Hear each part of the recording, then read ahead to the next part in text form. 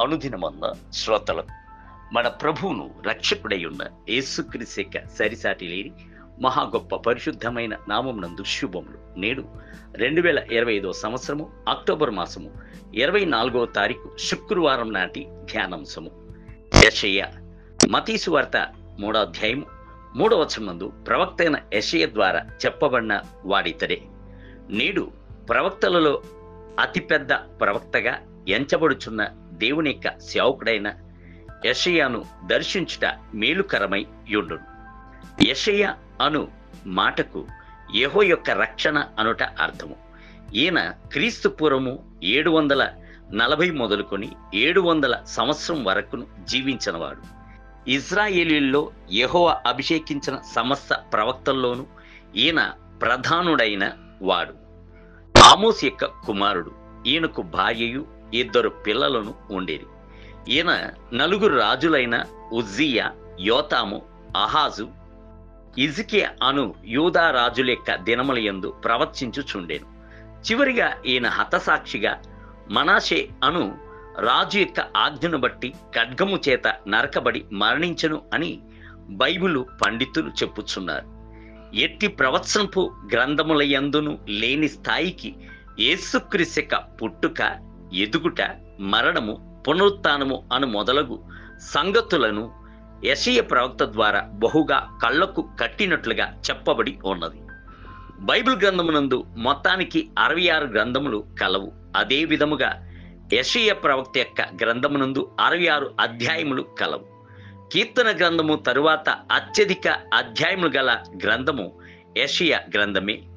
ఇది మోషే యొక్క గ్రంథముగా పరిగణింపబడుట చేత మత్తయి, మార్కు, లూకా, యోహానునకు తరువాతగా 5వ సువార్తగా బైబిల్ పండితులు భావించుచున్నారు.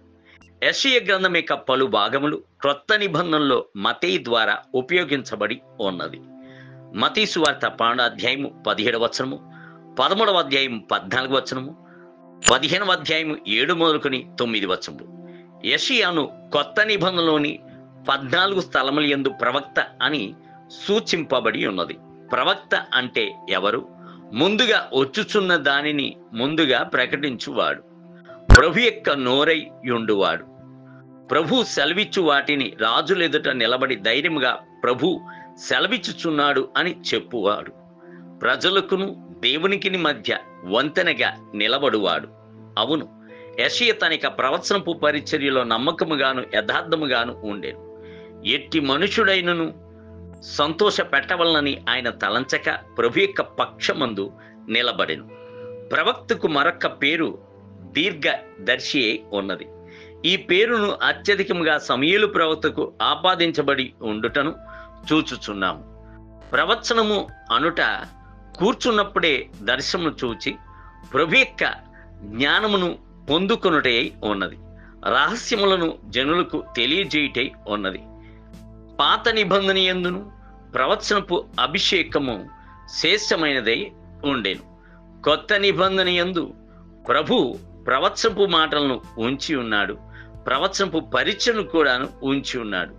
యెహోవానగు నేను దర్శనమిచ్చి అతడు నన్ను తెలుసుకున్నట్లు కలలో అతనితో మాట్లాడుదును అని ప్రభు చెప్పుచున్నాడు. సంఖ్యాకాండం 12వ అధ్యాయము 6వ వచనం. దేవుని బిడ్డలారా, ప్రభు మీ కొరకు ఉంచి ఉన్న ఆత్మవరములపై మీ యొక్క అంతరంగపు లోతులలో దాహమును వాంఛియు ఉండవలెను. అపోస్తలుడైన పౌలు చెప్తున్నాడు, ప్రేమను కలిగి ఉండుటకు ప్రయాసపడి ఆత్మ సంబంధమైన వరములను ఆసక్తితో ఆపేక్షించుడి. విశేషముగా మీరు ప్రవచన వరమును ఆపేక్షించుడి. కొరింథీయులకు రాసిన మొదటి పత్రిక 14వ అధ్యాయం 1వ వచనం. నేటి ధ్యానమునకే కృపావరములు నానా విధములుగా ఉన్నవి గాని ఆత్మ యొక్కడే, మరియు పరిచయలు నానా విధముగా ఉన్నవి గాని ప్రభు ఒక్కడే. కొరింథీయులకు రాసిన మొదటి పత్రిక 12వ అధ్యాయము 4 మరియు 5 వచనములు. నేటి వేద పఠనము ఉదయము యిర్మీయా గ్రంథము 3, 4 మరియు 5 అధ్యాయములు. సాయంత్రము తిమోతికి రాసిన మొదటి పత్రిక 4వ అధ్యాయం. ప్రభు మిమ్ములను దీవించునుగాక. ఆమేన్. ఆమేన్.